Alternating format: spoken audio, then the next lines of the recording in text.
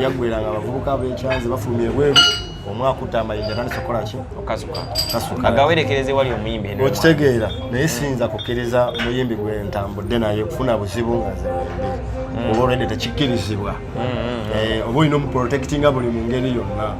balwaanira Grace Khan Henry Mwanje amanyi otambula ne Grace Khan abo bagadde okubagana bamugyeko akaana akawala ka Grace Khan baze ku mwana na ngumi neetabukaawo byebyo Henry Mwanje ono yasimattuse ejjinja eryabadde ligenda okumujja mu bulamu bw'ensi eno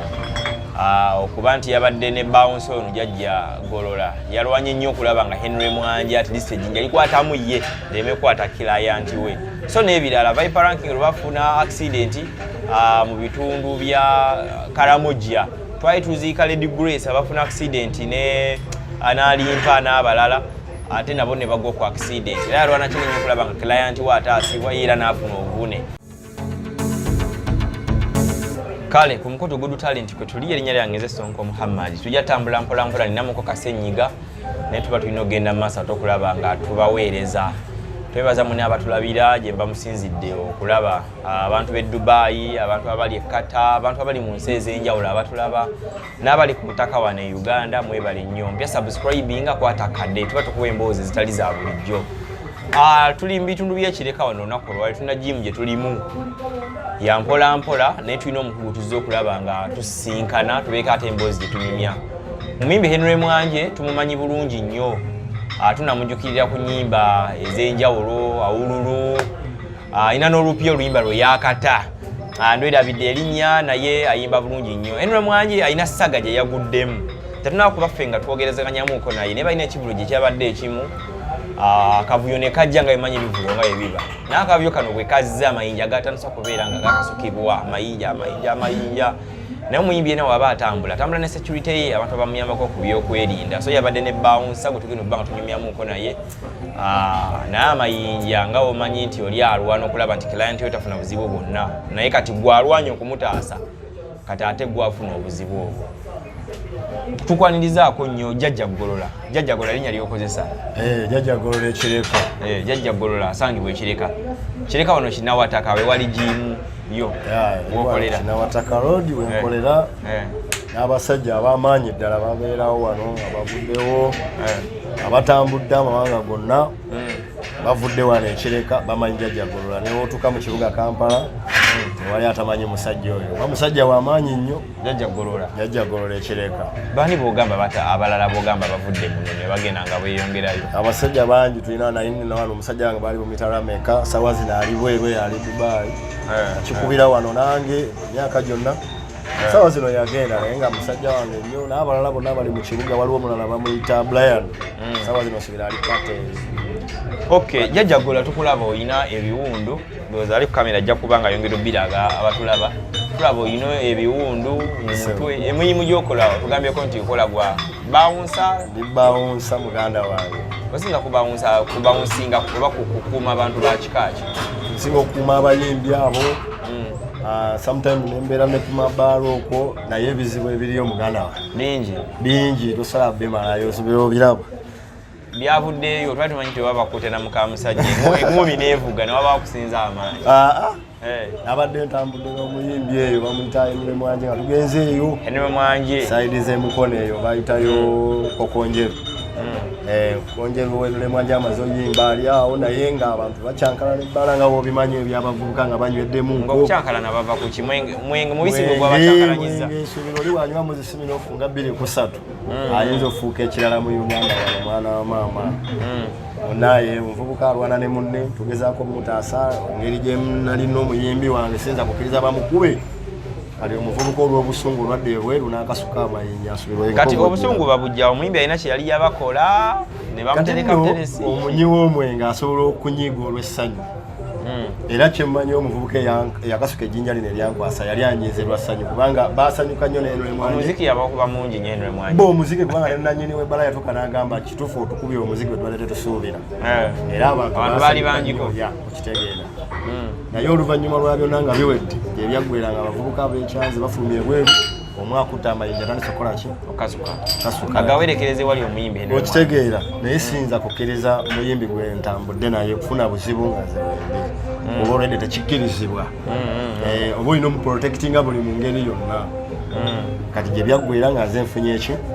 obulabe naye obuzibu bwe ndina ne nannyini w'ebbala tataddeeyo mutima tafuddeeyo anti nannyini w'ebbala si yakututta okukola yadde muyimbi basi yandutte okukola naye obuzibu bwe babutuusa ebintu byebutayononeka kuba singa mbandese abantu abo ne balwanira mu bbala bayinza omaliriza nga ne mu kawunta bayingiddeyo nga ne sente bakoze eki nga bazibbye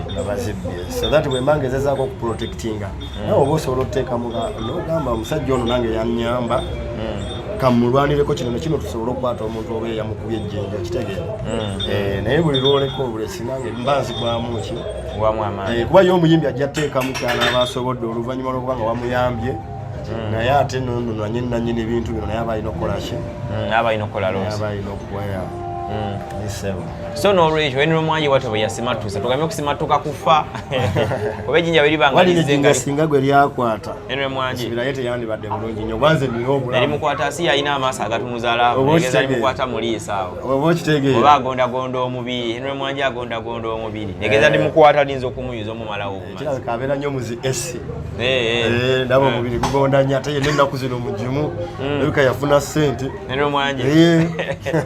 so n'olwekyo amayinja gade galina okuba Henry Mwanje gamaliriza ayinza okumaliza ate nga gakutteko aba ayinza obba oba tugamba ayinayo abantu beyanyiza sayidi eyo alina omukisa yegutya waye teyafuna buzibu wadde nga olwoki era newe yayagala okgendayo yajjanga ejjinja nga gwateekayo omutwe yali ayagala kgendayo nemugamba sigala wano ba yali ayagala genda waliwo abasooka okulwanira kumpi newaali nayagala okgenda obataasa nemugamba asigala era teyagendayo n'asigala wende yampuliriza oluno yabadde yeka atera nnyo okutambula mulungi nnyo wabanoza tebadde bagala lwanira Gracecan Henry Mwanje amanyi otambula ne Gracecan awo bagadde okubagana bamugyeko akaana akawala ka Gracecan baze ku mwana na mumi neetabukaawo so babawunsa emirimu gino emba mugikola ddala mulisikingira ddala to this extent kati kabugambe mwana wa maama gino emirimu gye tukola tulisikingira ddala oba okitegeera juzi wano ekivulu ekyali ekkololo ekya Eddie Kenzo nsubira wakimanyaako singa siffe nsuubira musajja wange Big Eye yandibadde mugebe kati wenjogerera sure by the way tunyumize ku story ye twalaba Big Eye yajja ku stage DJ yakayimba agala olumba bantu okitegeera ajja ku stage nyimba DJ ateekayo oluyimba lwa DJ Michael Big Eye akola ki DJ Michael yali waawo DJ Michael yali yemanju nga yalina okudda ku stage okitegeera bamugamba Big Eye alete microphone Big Eye yanyiiga bunyezi Big Eye yadduka ayagala genda kubaani kuba DJ mu bwangu obw'ekika ekyewaggulu twakozesa obwangu ne tusobola omukwata okumukakanya tusobola omutwala wabweru mu bulungi nga telyamukonye era singa siffe wakavuyo kaali kanja abantu baali bangi kuki ku stage abadduka okujja naye twagezaako teekayo life yaffe netukikwasaganya bulungi ebintu ne biggwa mu bulungi nga tewali afunye Big Eye n'asimatukira waliwo bamukubanga cupa kunonoza bali mukubye embooka ate nsubira ne cupa zandibadde ntono gyali jja kuba mitayimbwa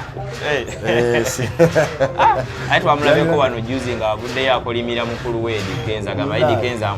amumagundi mbutamuwa simanyi namba y'abasajja bali abagaba simanyi ziki naye ebyo tali bayimbi tetusinga nnyo otegeera kino fe tuprotectinga obulamu bwabo abasajja naye sometime bo bamaliriza nga tebategedde kikye tubadde tukola bwe mujja Big Eye okubanga mumukima yeeno mu bantu ekivulu nga twakiraba ekya Kenzo Festival ye teyalwanaganako n'abakanyamamu abali bazemujja era bwe twajja omukwata omujjayo kale yali agaana okitegeera naye ffe tulina amaanyi mangi kyolina omumanyi tulina experience tulina amaanyi osobola okunkuba nesikuddiza naye nza nga kutte ekivulu kya Fefe Busi mbadde sigambye nga Fefe Busi ekivulu kinabatuuka yasooka tutwala mu ewa Kisekka tusobole okugenda ng'akuba mu drive nga naye wobemanyi omuyimbi aba alina otambula twali eyo wa Kisekka eyo tutambule ne Big Eye abavubuka bajja baagala omubongako munnaffe omu gwe twali naye yakola ensasagge naffe yali ejja tuviirako bawunsa omu gwe twali naye nga muyita Aluna tutuuka abavubuka baagala kujja bonga ku gundi oyo awani yabadde n'ekivulu bamuyitaani Ziza Bafana ng'ekivulu kyanca leero olutalo lwali eyo wakisekka lwali lw'amaanyi munnaffe omu abantu bebajja nga baagala bonga ku musajja oyo bafana mwana wa maama omusajja yagenda n'asindika omuvubuka alemetuka ku bafana nga bwomanyi abavubuka bewaate bangi nga beetegeera bajja abavubuka ng'emitwalo emeka era bafana twamugjawo tudduka misinde abagenda obulungi tukube drive ewakiseka twavaayo tudduka ng'abavubuka batabuse bajja n'amayinja eminde kuba gakwasaako n'omu era naye essaawa zino nga kyendiko naye kyaliko ng'amukwasa era nakati mulwadde naye ng'obuzibu olumu buva ku bayimbi tebasobola kutuma nejinga musobola omugamba tuyite wano yenagamba nze njagala yita wano oba okitegeera abayimbi bano abakole alese mu mukwasaganyisa security ate n'akola empaka twali twagala yita wano yenagamba tuyita wano ne tusangayo abavubuka bano ababeera ku mwala Nakivubo abavubuka ne bajja baagala bonga ku muyimbi balabika bubi okugezaako bagaana baamaliza bazze kulwana bajja bangi era olutalo lwali lw'amaanyi bwanaama era oddumaliriza nga omubba musabafu afunye ngafuna obuvune okitegeera naye kati agenza atereratereramu ekivulu kyo kyaggwa bulungi era twagala kifuna ekivulu nekiggwa bulungi okumaliza nga tuli basanyufu kati nsubuga gwobeera mu babivulu bokka oba olina n'abantu abalala bobeeramu? Olina n'abantu abalala bembeeramu mbeera n'omuyimbi oyo anti kati bano bayimbi naye nga wonaga tuba ne ba bizinesi oba muntu wa bulijjo alina wagenda yeekengeddewo mbeera newabe saawa zino omuntu gwensinga okukwasaganya naye emirimu emirala ng'ovudde kubeera n'abayimbi mbeera ne LC5 w'emukono bamuyita mwami Semakula Aruna Semakula nannyini wa Hill Water oyo yampaako n'obujulizi kuba mbadde naye emyaka gyonna okuva mu kampe abalina wagenda mbeera naye nnyo ebiseera byange ebisinga era mwami Semakula nkwebaza nnyo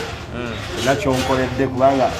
wano wentuuse mu mukono gw'omu ku bantuusizaawo ng'ovudde ku byokuba nti mbeera mu kibuga Kampala neewebala okubanga osobola okumpa emirimu nenva mu kibuga nenzigye mukono nenkola naawe era nkweyanza nnyo ng'omusajja oyo yadde baamukuba akalulu naye talina mutima mubi teyawangula bamuwangula engeri gyali wa NRM ate okimanyi Ambulera kyeyakola Ambulera yajeeyera bwezi twajja ne tukuma omusajja kituufu twamukuba twamuyiirawo omubiri naye omusajja Ambulera yamukuba akalulu paka kati akejjusa oguddako naye anoonya Ambulera aveeyo eri ayinza okukkiriza kubanga eno chairman mulambo wa NRM oyo omusajja kati yinza okkaluba alina ettooke lyafunaawo eri waliyo ettooke gyeriri eri omusajja ono Viper ranking kubanga mulaba yine mu jimu uno laba ono omusajja wa wakaddala wano oba wojja wano Viper ranking yalina EP naliyo nga eyo EP yagikola era akikubye mwana wa maama simulinaako obuzibu naye obuzibu enafuna ne Viper twagenda netutambulamu nga tugenze Kalamoja eyo nga tulinayo ebivulu olunaku olwo nsuubira lwe twali tukomawo lwe baali bazika Red Grace alimpa nga bafunye akabenje oluvannyuma lw'ennaku entonotono twagwa twafuna accident nga nzibu nnyo yakunywa twagiwulira Kalamoja emmotoka yo twagirekayo okumanya emmotoka yayonooneka nnyo baatuwaddemu kakadde akadde kasente yali mmotoka ki twali tuli mu yali Harrier naye Harrier kawundo batuwadde akakadde mu mmotoka bagivaluminze bagezi ogivaliwa emmotoka eyimbukadde obanga nkaaga okitegeera baba wamu kakadde mmotoka yayonooneka buli kimu nsubira ne yingini oba yafulumayo negwebweru nga yagwawo bubi nnyo mmotoka yagwawo bubi naye nafunamu obuzibu nemmenyekamu mu kifuba muno katono naye mbadde ngenze ntereratereramuko munaye nga wobimanyi nga nfunayo obujjanjabi obutonotono obuno omusajja wange Viper ranking yetanvuddeemu yagezezaako okukola kyasobodde kati mbadde mponyewonyeemuko wuno kati ate wuno nazze ku mutwe kati nofunako ejjinja kati simayirako kirabika ekiddako ngenda kigenda kunsalako obulamu ebintu nga si byangu ebyokukola kigenda okuddako nsuubiramu mani kigenda kunsalako obulamu naye ng'omuntu ye waba akwetaaza okyagenda maaso n'emirimu oba kati emirimu gyo ngikolera ddala era kino kimanyi kino ekiwundu guno omwezi ogwokubiri we gunaggwerako ngenda bba nteredde kuba ndi musajja w'amaanyi ndi strong man era omuntu bw'aba neetaaze asobola okunfuna netukola emirimu gyaffe oba oyagala personal bodyguard oba oyagala nkoonako oba oyagala bounce akuma ku bbaala oba oyagala muyimbi wo ng'omuyina ng'oyagala muntu atambula naye wendi bampita jjajjagolola nga mbeera kireka n'enamba y'essimu ngenda gibawa oba ng'oneetaaga osobola okunkoonako ne tukikwasaganya kuba jeje emirimu gye nsinga otutegeera. Ntandise obawunsinga 2014. 2015 oli myaka kati si myaka nga 8 nsuubira myaka nga 8 9 etuli mu 2023 myaka nga 9 ng'oli mukazannyo katanga omuyimbi gwe nasooka okuuma 2017 nasooka kuuma 2018 nasooka kuuma topic kasente nembirako ne topic kasente nenzira ku vinka nemaliza nembyesonyiwa ebyabayimbi. Olwo bafuna otya connections abantu abagamba abayimbi abo baserebu tebatuukirako abantu abo osobola obafuna kuba abantu abo nabo balina abantu aba managinga. Manager wasobola okusanga abantu bonna wakusinkanye nakulaba ng'oli muntu mulamu n'agamba ono bouncer ajja tukolera. Nsubira bouncer wa Kenzo omumanyi. Abangi batera bakyusakyusa batera nnyo okozesa abaana abalikalina bayita babawuba uba ne bawu kampani wabansubuge kwasaganya bawu kuba kati nze jjajjagola ndi bouncer wa bawu ndi wa bawu naye nga ziri kampuni endala sizivumirira kuba abamu kufe gye twasooka ne tudda mu ndala. Yesebo wabamu ava mu kino ekibiina nadda mu kiri avumirira ate bano babi okitegeera naye nawe weebazayo tova waka tovumirira waka gy'osookedde. Era nze nali musajja wa uba sawa zino ndi wa bawu era pulezidenti wange ye Bulega Umaru. N'abasajja bangi bonna abali mu bawu baagala nnyo kuba nabo banjagala nnyo. Era nze ndi ambasada wa bawu ekireka okwasaganya wano nze nkwasaganya kireka yonna. Abatugoberera tulina ejjajja Golola bawunsa okuba wano ekireka byayise mbitirivu nnyo eri abayimbi nga bwolaba bagenda maaso n'okuba nti akutegeeza accidents nnyingi nga ne recently Omuyimbi Henry Mwanje ono yasimattuse ejjinja eryabadde ligenda okumujja mu bulamu bw'ensi eno. Okuba nti yabadde ne bounce ono jjajja Golola yalwanye nnyo okulaba nga Henry Mwanje at least ejjinja likwatamu ye leme kwata client we. So n'ebirala Viper Ranking lwe bafuna accident mu bitundu bya Karamoja twali tuziika Lady Grace abafuna accident ne analimpa n'abalala ate nabo ne bagwa ku accident era yalwana kinene okulaba nga client we ataasibwa era n'afuna obuvune. So emirimu alabeka nga gikwasaganyiza ddala nnyo bulungi nnyo. Kikyagala okugamba abantu bakisembayo tube nga tukomekereza omulundi ogusoose tunaba tufuna time nga tugeza kukomawo. Banaye abandaba mwenna manya nze jjajja Golola ekireka bawunsa alina experience emyaka mingi nga ndi mu guno omulimu. Singa oba neetaaga osobola okuwona ku 07501347 n'onfuna ne tukwasaganya nina ne bakanyama bangi bembeera nabo wano eno oba obeetaaga oba weetaaga abantu 10 baba meka bonna mbayina mbeera nabo. Nina jimu yange wano training abantu abeetaaga bw'oyiga ku punching eyo waliwo abeetaaga self defense nti awe mba ntambudde saagala muntu kungwamu nga siina kyemmanyi tukuyigiriza n'oba nga mwoli ng'osobola okukubaganamu awo ebyamangu pu n'ovaawo kitegeera. Byonna tuba tulinamu wano abeetaaga okukolamu omubiri n'obeera heavy ng'osobola okuggala omuyimbi nakkiriza n'agamba omusajja yakolamu weebali wano eno ku jimu eno bagiyitera jjajja Golola ebiri wano ku Kinawataka Road ekireka. Mu bintu by'abakyala bino gw'oli otya tulanya okulya batugamba abasajja abalina mukoko mibiri batera okubeera abasufu abakyala bano obuzibu bwe nina mwana wa maama abakyala mbatya manyi lwaki abakyala mbatya abakyala bayaaye batya abakyala abo ye muntu asobola okujja n'agamba jjajja Golola ekikunjagazako olina omubiri wagukola kati gwe n'omwagala ate oluvannyuma n'afunayo omuntu omutono ddala n'aba nga gwakuzizzaako nogamba yangamba njagala lwa mubiri ate era bw'omuntu gwanzizzaako bwe yenkana oba abeera alowooza nti gwe w'omubiri n'embuliri omalako nnyo ate n'abeera disappointed olina omubiri naye nga ate embuliri wa olumu baba balowooza tumalako naye ffe tuba tulina stress z'ebyuma oba okitegeera bwe mba njagala nkuwa emmeto yange buli kadde ndowooza ku mmeto. Abantu abagamba nti abasajja abalina emibiri muscles ne wali balaka balina muscles zimazaako kyabulimba ebyeddala yo muscle kweri togirabamu yeye bakole waliwo muscle eri ya smart wire ati yeizo bateyo nga tubeera so n'olwekyo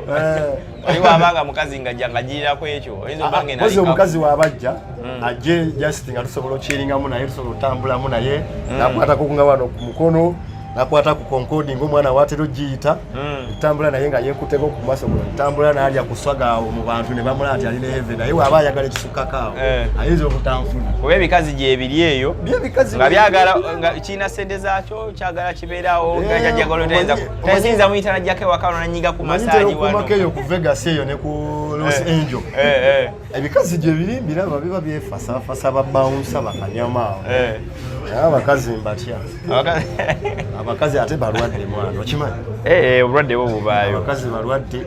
era ntera nnyo okulaba Jeno Kikankane nga yeepikira abakazi naye Jeno Kikankane nkubuulira bino ebigambo abakazi balwadde ajja tuga ekiseera nga mu kifo ky'okwagala ebyokunywa biki ng'oyo ya bbaafu Jeno Kikankane weebeereremu mwana naye omuntu nga ayinaku obulwadde obwo bw'oba yita kati obwa bulijjo obwa siriimu musujja ddala asobola okuba nga kale nga ali ku ddagala lye bulungi naye asobola okusula ebyuma n'agejja nga bw'olaba ggwe kati omuntu bw'aba ali kwenya eddagala bw'asitula ebyuma kale asobola okubeera fiiti naye tasobola kukola mubiri kunnenkana sure batya kuba tugamba omubiri gw'olaba guno gulikkirira amba togulaba nga gusobola n'okukasuka zijjaamu eziraba zi apakati we zikwata sono rencha ila mukobra dayinzo emerero okutuukayo yeyongerako abeera fiita asobola okuba n'amaanyi nga mangi atasobola abeera n'amaanyi kwenkana nange ekyo olina omanya nti ekisolo ky'amaanyi oba omanyi kibayita ekisolo yajja golola ekireka okay tuyinza obutosukawo olunaku olwaleero ekibadde ekitundu ekisooka tulina ejjajja golola tujja bba nga twongera okukomawo ng'atuwayamuko naye atubuulire kuba babawunsa bagamba bayita mu bizibu bingi nnyo kumpi n'okusinga abasirikale ab'emmundu kuba w'emmundu bwe bamunyiiza alina wakwata ku nkebete n'ate ono ye ogenda olaba nga talina kyakulwanyisa kyonna alina kukozesa mubiri gwe ye nga omubiri okulabika nga gwemprotectinga tafuna buzibu bwonna okay tetugenda suka olunaku olwaleero Chris the Crown abeerako ku kamera nze Sonko Muhammad